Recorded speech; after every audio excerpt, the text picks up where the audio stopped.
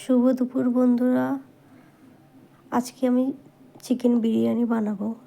তার জন্য নর্মাল চাল নিয়েছি, বিরিয়ানির চাল। এবার আমি চালটাকে ভালো করে জল দিয়ে ধুয়ে পরিষ্কার করে নেব।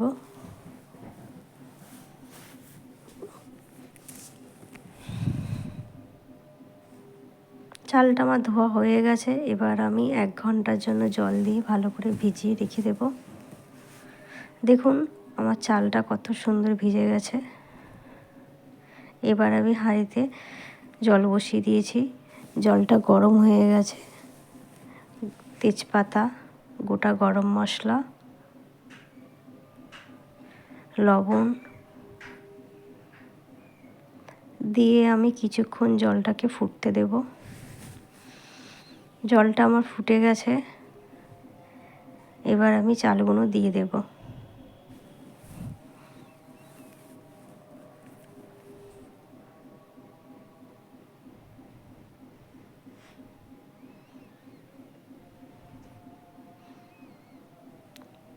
চালটা দিয়ে দিয়েছি, দিয়ে ঢাকা দিয়ে দিয়েছি।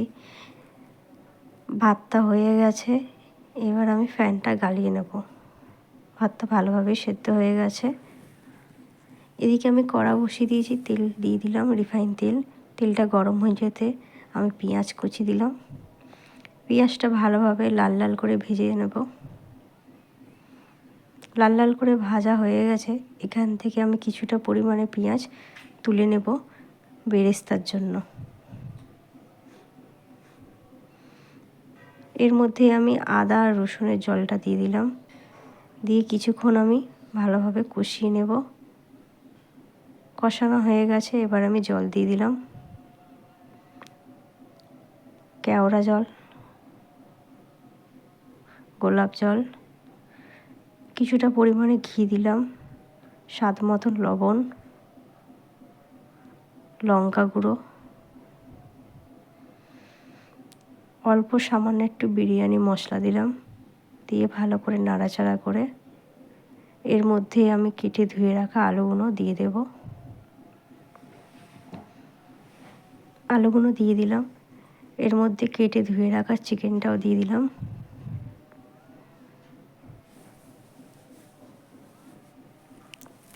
চিকেনটা দিয়ে ভালো করে নাড়াচাড়া করে আমি আধ ঘন্টার জন্য ঢাকা দিয়ে সেদ্ধ হতে দিলাম। আধ ঘন্টা হয়ে গেছে। আমার এদিকে চিকেন আলুটা ভালোভাবে সেদ্ধ হয়ে গেছে। আমি চিকেনটা আলাদা করে তুলে নিয়েছি, আলুটাও আলাদা করে তুলে নিয়েছি। এই গ্রেভিটা অনেকটাই আছে। এটা আমি অল্প করে ফুটিয়ে নিয়ে আমি গ্রেভিটা ঘন করে নেব।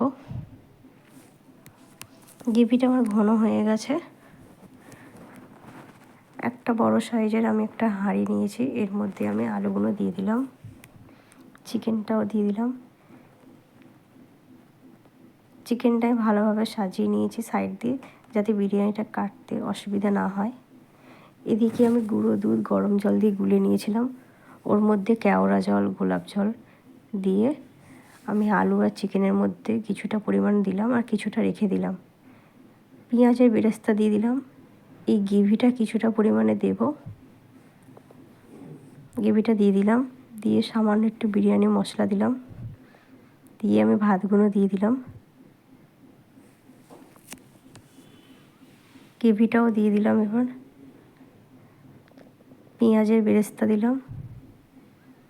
এদিকে সামান্য একটু দুধ রেখে দিয়েছিলাম, সেই দুধের মধ্যে মিঠা আতর দিয়ে জাফরং দিলাম। দিয়ে একটু ভালো করে ঘুরিয়ে আমি ভাতের মধ্যে দিয়ে দিলাম। বিরিয়ানি মশলা দিলাম। এবার পরিমাণ মতন ঘি দিয়ে দিলাম। আমার পুরো ম্যারিনেট হয়ে গেছে। এবার আমি ঢাকা দিয়ে আধ ঘন্টার জন্য দমে বসিয়ে দিলাম।